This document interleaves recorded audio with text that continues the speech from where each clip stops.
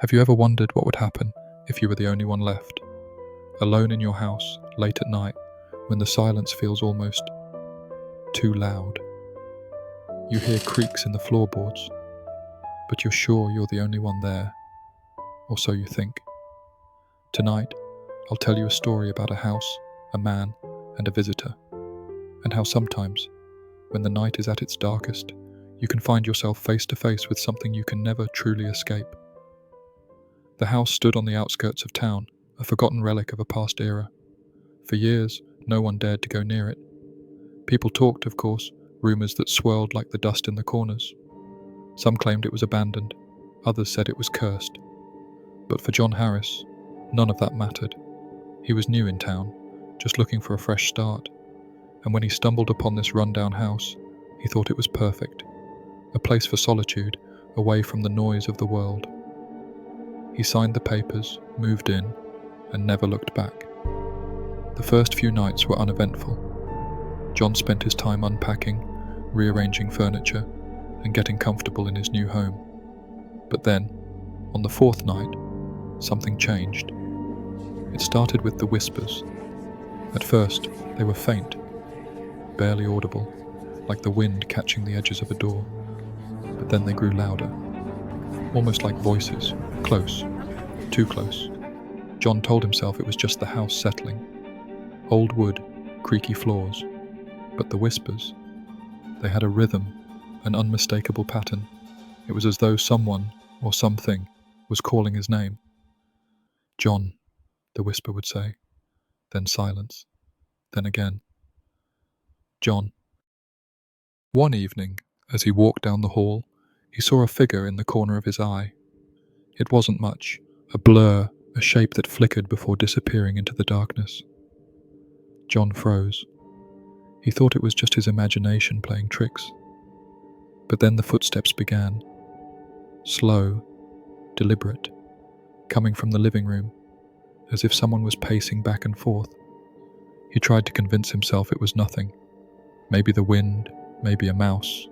But deep down, he knew something was wrong. The following evening, it happened again. But this time, it wasn't a whisper or a shadow. No. This time, it was a visitor.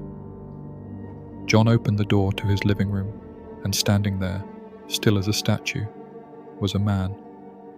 An older figure, pale and gaunt. His eyes were hollow, sunken deep into his face. His clothes were old-fashioned, tattered, almost as though they had been worn for decades. The man didn't speak, but John did. "Who are you?" John tried to run. He turned and bolted for the door, but when he looked back, the man was still there, watching, waiting. The more he tried to escape, the more the house seemed to shift. Hallways elongated, doors that should have led to the outside just led to more rooms. Endless, looping rooms. It was as though the house itself was alive, shifting with every turn he made. It was then, in his panic and desperation, that John discovered the truth. The house wasn't just old. It was cursed. Long ago, it had been the home of a man named Elias Werner, a reclusive figure who disappeared without a trace in the late 1800s. John found a journal, hidden under the floorboards. It detailed Elias's obsession with death, with life after death. And at the very end, there was a chilling entry. "I've found the key. I've invited them in. They are waiting for me in the dark." The journal ended abruptly, and as John read those final words, the whispers returned. This time, they weren't just whispers, they were voices, and they were everywhere. I sat there, in that rotting farmhouse, clutching my grandfather's journal, like it was the only thing keeping me tethered to reality. The storm outside screamed like it was trying to drown out what was coming, and then it began. A low hum, like a distant choir, but off-key, not voices, vibrations. It shook the floorboards beneath me. The lights flickered, the candle sputtered, and then silence. Thick, pressing, alive. The temperature dropped in an instant. I could see my breath, fogging the air like a final warning. I turned my head, slowly, toward the hallway, and that's when I saw it. It didn't walk. It drifted. It wore my grandfather's coat, but its face, God, its face wasn't his. It was stretched, distorted, as if someone had tried to copy him from memory and failed. It spoke, but the voice was mine. Why did you come back? My knees buckled. The voice echoed inside my skull, not in the air, inside, like my thoughts were being rewritten as it spoke. I needed answers, I whispered, trembling. I needed to know the truth. The thing tilted its head, almost curious. Then it smiled, and that smile, it wasn't just lips curling.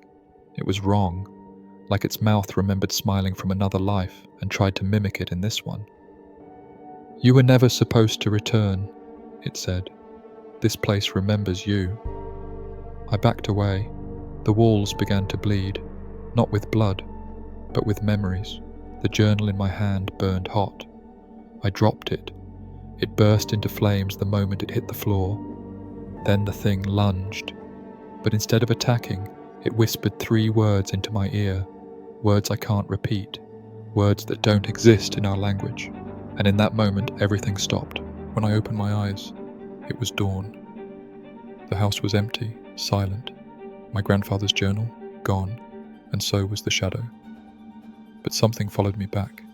I can feel it, even now, watching, waiting, and sometimes I hear my own voice calling me from the dark.